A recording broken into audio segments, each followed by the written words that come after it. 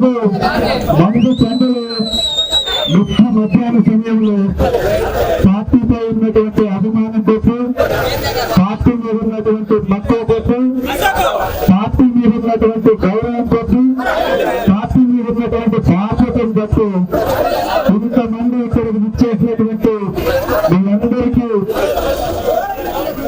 నమస్కారం తెలియజేస్తున్నా. ఈ సెంటర్లో మీటింగ్ పెట్టాలని చెప్పినప్పుడు ఈ సెంటర్కి అందరూ రావాల్సిందే. ఈ సెంటర్కి రావాలి.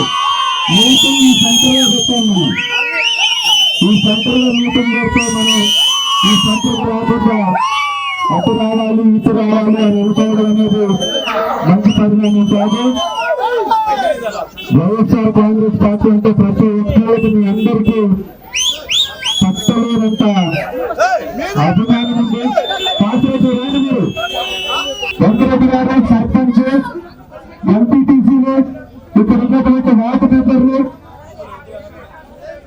అందరూ ఇక్కడికి రావాలా. మీరు ఒక్క నిమిషం ఎవరైతే పార్టీ అంటే ప్రేమిందో, ఎవరికైతే బాధ్యతకు ఎవరైతే ఎదగాలనుకుంటారో వాళ్ళు ఎదగాలి. ఎవరైతే ఎదగాలనుకుంటారో వాళ్ళు ఎదగాలి.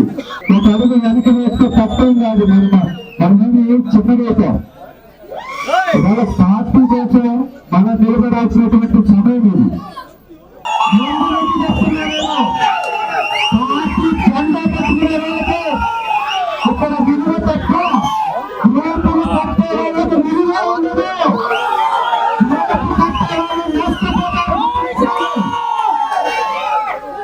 ఇవాళ 10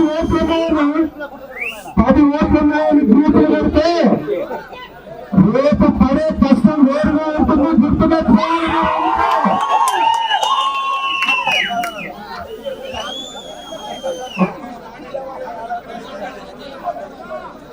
వైఎస్ఆర్ కాంగ్రెస్ పార్టీ అంటే మనందరి పార్టీ. సొత్తు కాదు, మనందరి పార్టీ.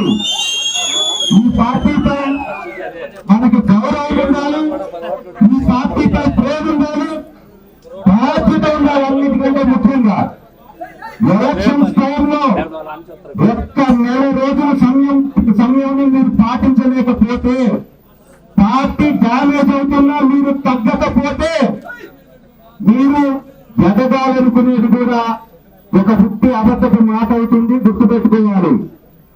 ఎవరైతే ఈ పార్టీని బలపరుస్తారో వాళ్ళు మాత్రమే ఎదుగుతారు. ఎదిగే వాళ్ళు ఎదగాలి ఖచ్చితంగా. పార్టీ కోసం జెండా పడాలి, పార్టీ కోసం నిలబడాలి. రేపులు కట్టి బలాలు చూపించడం వల్ల ఏమీ జరగదు. అందరూ వైఎస్ఆర్ కాంగ్రెస్ పార్టీకి ఓటేసేటటువంటి వాళ్ళే వైఎస్ఆర్ కాంగ్రెస్ పార్టీ అభిమానులు. ఇక్కడ మనం అందరం కలిస్తేనే మనం బలపడతాం. ఇంత బలమైనటువంటి ఈ స్థానాన్ని నిజంగా ఇలానే మనం కొనసాగించాలా లేదా ఒక్కసారి ఆలోచించండి. మీ అందరూ చిన్న ఒడిగట్టి బ్రహ్మాండాన్ని బద్దలు కొట్టవచ్చు. అవునే కదా? బ్రహ్మాండాన్ని బద్దలు కొట్టేయాలి. ఇదంతా జరగాలంటే మీరందరూ కలిసికట్టుగా ఉండాలి.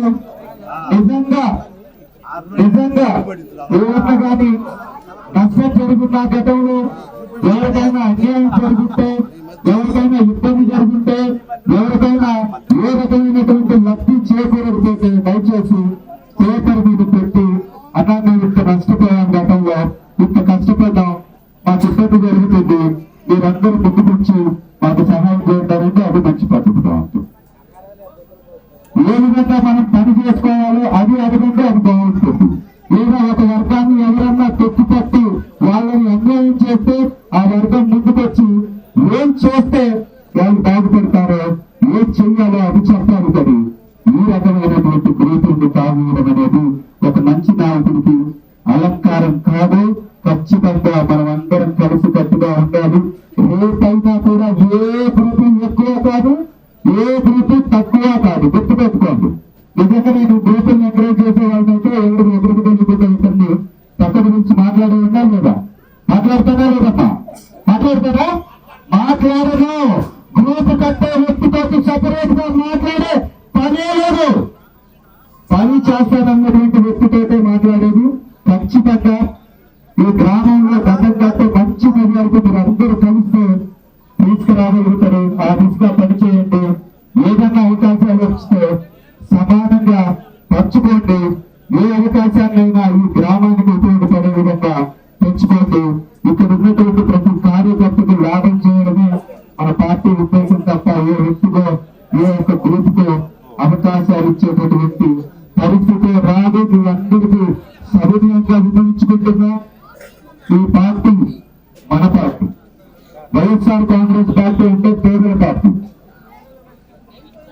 ఇవాళ వైఎస్ఆర్ కాంగ్రెస్ పార్టీలో జరుగుతున్నటువంటి సంక్షేమాన్ని ఒకసారి గమనించండి. గమనిస్తే వైఎస్ఆర్ కాంగ్రెస్ పార్టీలో జరుగుతున్నటువంటి సంక్షేమం వైఎస్ఆర్ పార్టీకి విరుగుతున్నటువంటి వాళ్ళకు కూడా పథకాలు వస్తున్నాయా లేదా చూడండి. ఒకసారి ఆలోచించండి. వస్తున్నాయి కదా?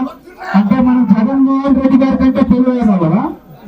మన గ్రూపులోనే మన పార్టీలోనే గ్రూపులను రెచ్చగొడుతున్నాం మనం. జగన్మోహన్ రెడ్డి గారు మనకు ఓటు అయిపోయినామని పరిశీలిస్తున్నారు. రాజకీయం అంటే కలుపుకోవడం, రాజకీయం అంటే కలిసి కట్టుగా పనిచేయడం, రాజకీయం అంటే మనమందరం ఒకటే అని చాటి చెప్పడం. అలా చాటి చెప్తే ఈ రామచంద్ర కోట ఎప్పటికీ ఇదే విధంగా ఖర్చు కోటగా మారుతున్నది. ఈ అందరికీ సౌర్యంగా ఊహించుకుంటూ సెలవు తీసుకుంటున్నాను. జై జగన్, జై జగన్, జోహార్ వైఎస్ఆర్, జోహార్ వైఎస్ఆర్.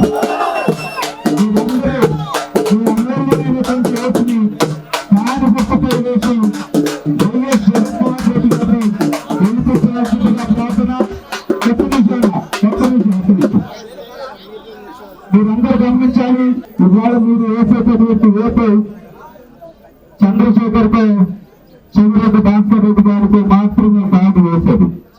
మీరు వేసేటటువంటి ఓటు ఈ దేశంలోనే అతి బలమైనటువంటి నాయకుడు, అతి మంచి గుణం కలిగినటువంటి నాయకుడు, అత్యంత ధైర్యం కలిగినటువంటి నాయకుడు, అత్యంత ప్రజాబలం కలిగినటువంటి నాయకుడు, ప్రజల పట్ల ప్రేమ కలిగినటువంటి నాయకుడు జగనన్న గారికి వేస్తున్నారు. ఇది గుర్తుపెట్టుకోవాలి.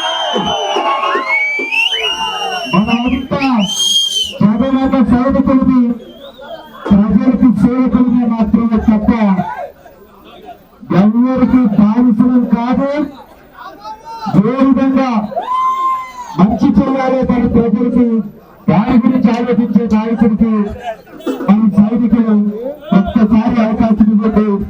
ఎర్రగడ్డ పాలన ఈ రోజు వరకు చూడనటువంటి అభివృద్ధిని ఈ ఎర్రగడ్డ పాలనకు తీసుకొచ్చి అసౌకర్యాలకు గురికాకుండా ఉండాలి అంటే ఇవాళ మనలో ఎంతో ప్రేమ కలిగిన నాయకుడు మన ముందుండి మీకు మంచి జరిగితేనే ఓటేమని అడుగుతున్నటువంటి జగనన్నని గుర్తించుకుందాం. పథకాలు ఇంటికి రావాలంటే జగనన్న అభివృద్ధి కావాలంటే